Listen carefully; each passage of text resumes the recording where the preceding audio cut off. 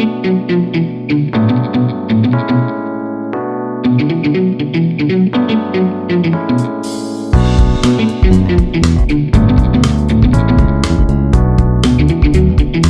now joined by a veteran himself, a good friend of ours for a long time, Jordan Najvar, former Baylor tight end, joins Craig and Paul David Smoke on 365 Sports. Man, you look like lean. Yeah. You're not the first person to tell me that. I've lost about now 20, 30 pounds since playing days. So, is that because you're not on the supplements anymore or stuff that you're always having when you're playing football, et cetera? no, I think it's because I got a 2-year-old that I constantly chase around. So, but no, it is. It is. Once you get done playing, it's like the old lineman. You stop eating as much, and it just wears off you quick.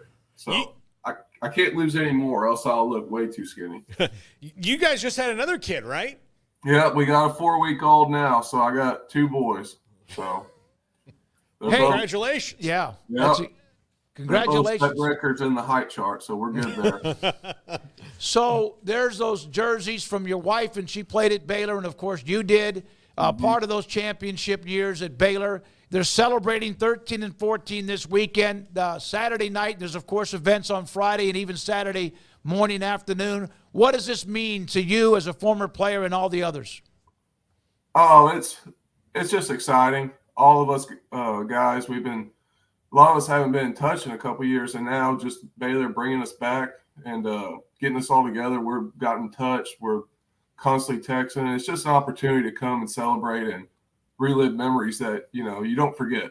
And I don't think people that have never been a part of a sports team that's won championships don't realize how precious those are when you get to, back together with all those guys that you shared countless memories 24/7 working out. So it's unique. And so we're excited.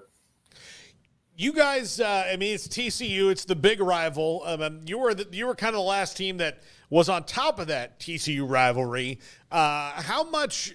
Just not even the fact that there's some coaches that coach you guys on the other side and all that goes into it, but the fact that it's the TCU game make it that much more fun.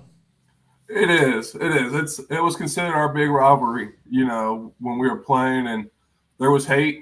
A lot of teams hated us at the time, and that's what happens when you win. So that's what we always said. But it became a big deal. And so for this game, we know it will be huge and big. And, yes, there is a couple coaches that coached me and coaches I coached with when I was in college. So it's a weird dynamic, but I'm sure it's going to be a great atmosphere, and it'll be a fun game. Jordan, in your last Baylor-TCU game, you left before 61-58, but you were part of 41-38 in those back-to-back classic games. That win in Fort Worth, I know you had a few catches in that one. Just what are your memories of what was, one of what has been a lot of back-and-forth late-game all-timers between these two programs? The senior year, that was a big game because we did a little bit different stuff with me offensively. But I just remember defensive, Maud and Orion Stewart making huge plays at the end.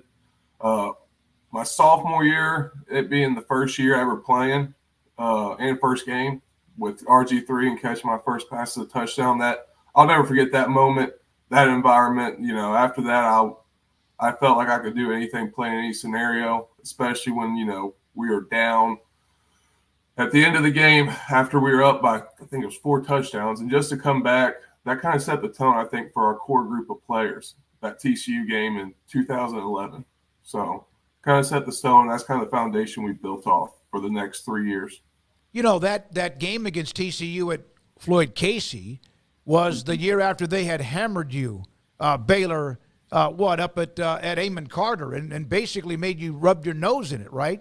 Yes, sir. I was, back then when you transferred, you for a year. So I guess they owe me a year with the new rules now. But, that year I just remember because I came to that because you couldn't travel with the team, but it was a blowout. They had, I know Tank Carter, he kind of had a field day with us. And after that game, there was always a little bit of blood in your mouth that we had out for TCU.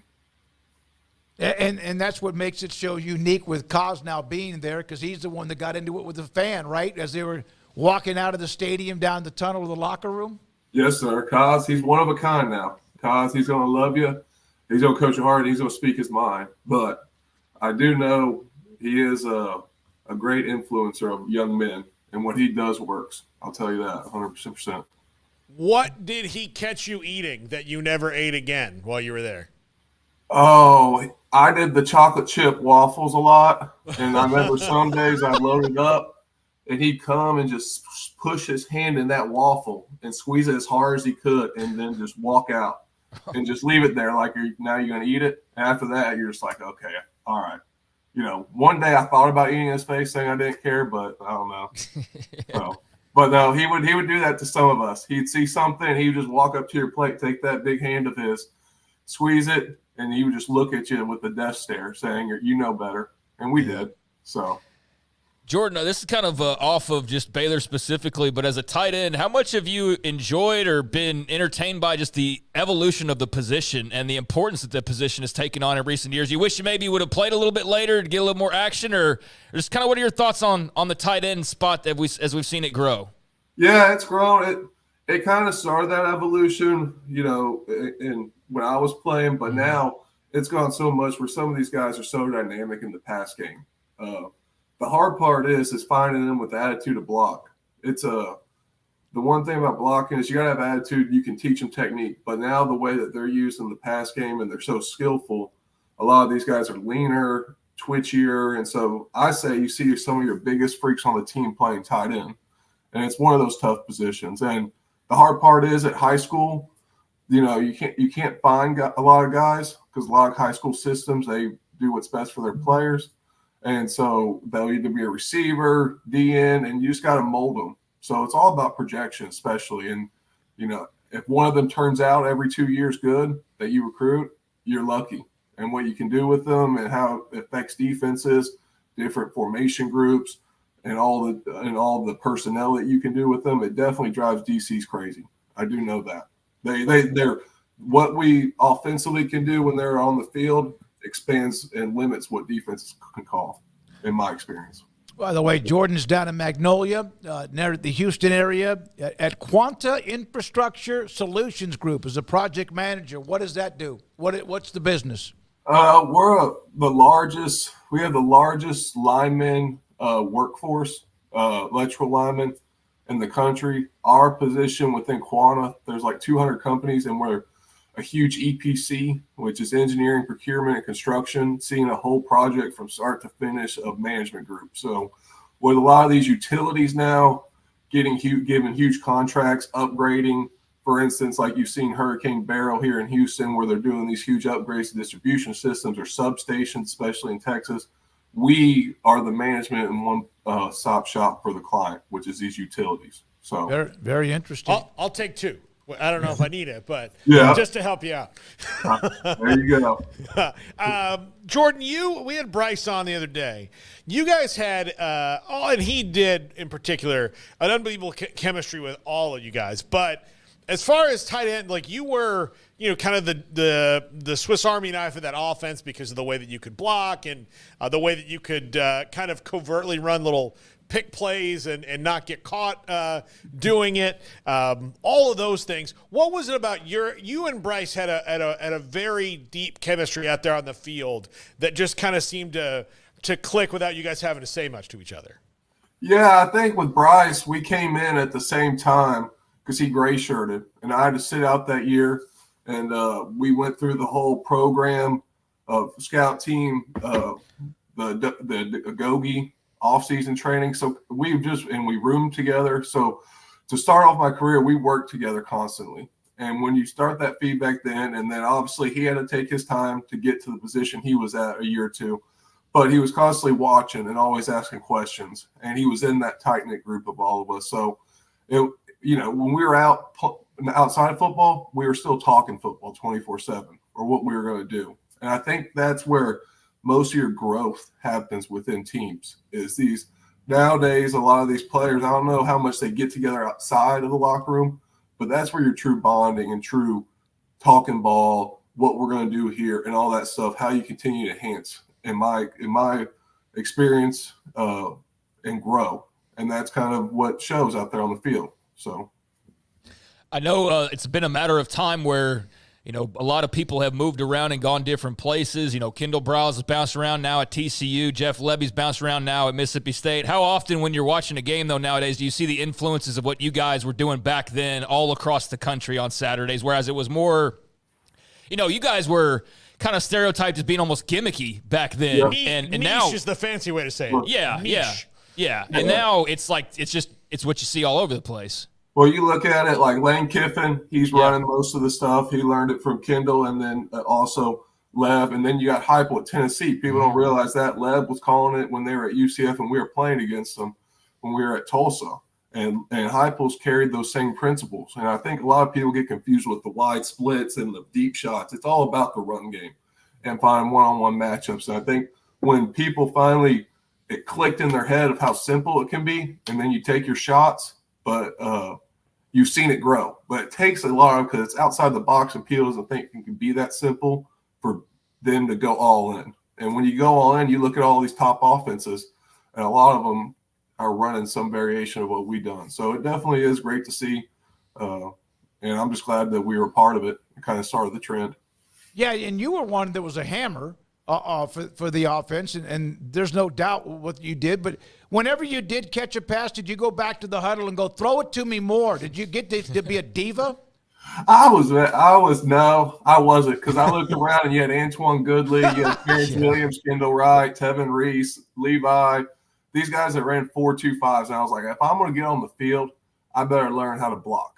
And that was my thing. And I wanted to be a part of a team and just bought in. And that was my role. Browse, gave me a boost of confidence and everything where I had a spot, something that I can make my own, and I went with it. And that was the biggest opportunity and life lesson I've learned and taken with all this stuff is that, your role may not be what you like. It may not be the glory and getting all the stuff, but it's a role. And to do the best you can at that job every day, every play. 3 times, all Big 12, by the way, at the tight end position for Jordan Najvar. Jordan, you mentioned about that offense being all about the run. TCU has struggled to run the ball this year a lot. They have just this last week, I don't know if you saw them, but they kind of went back into the old Kendall Browse archives and put Savion Williams in the Wildcat and just snapped to the ball and said, go that way. Mm-hmm. How much did that look familiar to you? It did. And that's just being innovative, where if something's not working, knowing that doing what's best for the players and adapting. And that's kind of what I think is having that high school coach's mindset where a lot of this offense comes from is where you take what walks in that door. If the players can't run in the system that you think works like they can do in the NFL because there's so many good players and they mold, you find something that works for them. And you've seen little different tricks that we've done over the years. And I think Kendall is just doing what's best. And that's the established run game. Because if they know you're going to throw it all game, that's great here and there, but you don't get those one-on-one matchups for the deep shots. And that's where, big plays and momentum happen. Jordan, we going to see you running the Baylor line this weekend? No, I've already tore one Achilles. I don't need to tore the other. So, Bryce Petty said he's already had one notable trip and fall that he wasn't going to run the Baylor line either, but I am asking everybody. But yes, that's 0 for 2 now on the guys we've talked to. There is a couple. I think Troy's running it. Troy Baker maybe. I hope he doesn't tear his ACL. But no, I'm not. It'll be me and the wife and the 2 kids, and it'll be great for them to see all that, and we'll get there early. I know my son, he's been talking about the 2-year-old Nixon, and it's cool when you have these kids where they get to see something that you're a part of, and and so we're excited for that. Who's the best athlete in your family? If you consider my wife's side, it's my brother-in-law, Sam. He's the best athlete. On my side, it's just me. So I'll take that. Sam could play now. He was an underrated defensive back and made some plays. And obviously, yeah. People don't realize he was a 4.4 guy. So I did not know that. Sam also predated the targeting rule, so that was good for him. Yeah, absolutely. One of the rules that has changed is the transfer portal, and you know that. And you came from Stanford to Baylor. You kind of wish that would have been different when you did that, when you could have played right away. Yeah, it was. It was a different environment. I remember thinking I was going to be it was back then it was 1 year guaranteed, but it was 2 you had to sit out if the coach didn't sign off. And I remember when I was in Harbaugh's meeting room trying to get released, Oh, he boy. was only releasing me to Texas schools to go home. And that's where I wanted to go anyways. But you had that thought in the back of your head because he was trying to convince me to stay because I was going to play a lot for him. And if he wants to really, which he's not that type of person, but that was the effect back then. It could have been 2 years. So it is crazy. I'm glad these players have the opportunity to leave, go where they want, but also it made me have to sit a year and learn more. Wait my turn, be patient, develop more. I think these players now, if they don't get the instant gratification a lot, they make a rough decision. And so I think it all worked out in my favor. Obviously, I wouldn't change it now, but it definitely would be nice to have an extra year or two there. What was it like once Baylor announced there would be this celebration for this weekend, whether it was this week or whenever, but once they did say there would be a 10-year, 11-year, coming back to look back at the championship teams, how much like text messages, and I know you've been kind of one of those that say, hey, why aren't we a part of that? What was that like? I think everybody just felt like a big sign of like, welcome back. And, it's like when someone opens your door back to you. For years, a lot of guys, believe it, like it or not, felt kind of casted out for everything that happened. And it's understandable. You look back and you learn from situations and understand you can't change that. And so all we can do now is go forward, right, and do the best we can with what we got in front of us. And Baylor opening their doors back, wanting us to come back, celebrate, and let us know, hey, we do appreciate you. That's a great first step. And I think the guys are just happy that this will lead to more of us coming back in the future, being around and welcoming. Did you ever feel not unwelcome? Yeah, there was a couple years, but also at the same time, you look back at it, you felt like you were mad at a situation. So maybe I didn't handle something the best I could. That's all I can control is what I do. And so as I look back at it, I could have done some things better probably and understand where Baylor was coming from. But at the same time, we're just glad now that we're in this place. That's how I feel. And that's all we can ask for. So what did they offer you as far as 2 tickets, like for you and your wife, or how has all that been set up? Because I've seen numerous players saying it's gone really well. And so what was that like? What are they doing? Yeah, so we have the lunch. They're doing obviously a ticket for you and +1, and then you have tickets to buy. They're all putting us in the Magnolia Suites. Dave Miranda's done that. And I thank you for him on that. We got a lot of family coming, so we're lucky to bless where we know some people to get extra tickets in the suite as well. But they have the luncheon for us Friday night, the Hall of Fame dinner. I believe we're getting the individuals inducted as well as our teams at that banquet dinner. Saturday, this is us off script. A lot of us are playing golf, about 20 of us out at Ridgewood. And then we're going to George's for, getting everybody together for an event to kind of tailgate and see each other even more. And then at the stadium, they'll have the recognition and various access to all the Baylor line running and all the different parts of the stadium within the Magnolia Suites. So what have you seen from this team? They're 4-4 after being. It's been a tough couple of years after they had that great team in 21 and then fell apart in 22. How often do you get to watch them, stay up with them, and they're trying to pull themselves out of a ditch right now? Yeah, I think they're starting to come together. I think Sawyer Robertson, he's a really good quarterback. Believe it or not, I was one of the first to offer him at Tulsa back then. I've always been a fan of him. I think he's turning it. He's a great man. He was a great quarterback at Lubbock Coronado. And to see him come back to Baylor and do good, I think people are going to be really pleased with how he progresses. He's starting to find his groove. So these last 2 games I've been able to watch, they're doing good. Obviously, they had the close loss to BYU and Colorado. Those are tough. I remember it kind of reminds me this team can be like us in 2012. We lost a lot of close games in 12 early in the season, and then we found our hit our groove. And I think that's what they're doing. I think if they can finish out and end the year 8-5 on a high note, you're looking at something special next year. We asked Phil Bennett that on Monday to compare 2012 surge to possibly, not sure yet, but it could be something similar. Yep. Yes, sir. And that's how I see it. You lose these close games, you learn, and now that they've got the win over that hump, it feeds momentum and confidence. So I think you could see a little run here, and hopefully they just keep it going. But with Sawyer throwing the ball and distributing better and everything, that offense scoring points and defense making plays and turnovers in that run game, I like what I've seen so far. Jordan, what's going to be like to be able to see former players and coaches, and a lot of them for the first time in a long, long time? It'll be emotional, I'm sure. It'll be emotional. A lot of hugs, a lot of just, yelling, telling stories, introducing, seeing each other. A lot of us have all different families now. And so a lot of us haven't seen each other since weddings a few years ago. So just getting back together and trying to make this weekend to where we spend all our time together. There's a lot of coordination, and I appreciate everything Baylor's done, and also a lot of my teammates coordinating these off-script things for us to get together. So it will be an exciting, jam-packed weekend, and it will be emotional. That's the one word I'll say.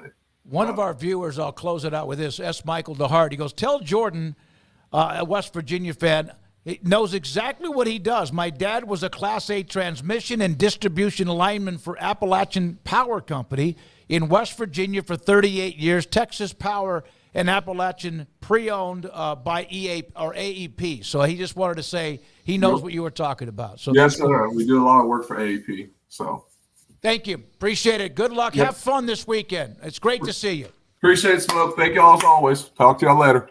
Jordan Najvar with us, former Baylor tight end, was at Stanford for a year, and part of that coming back with the 13 and 14 teams.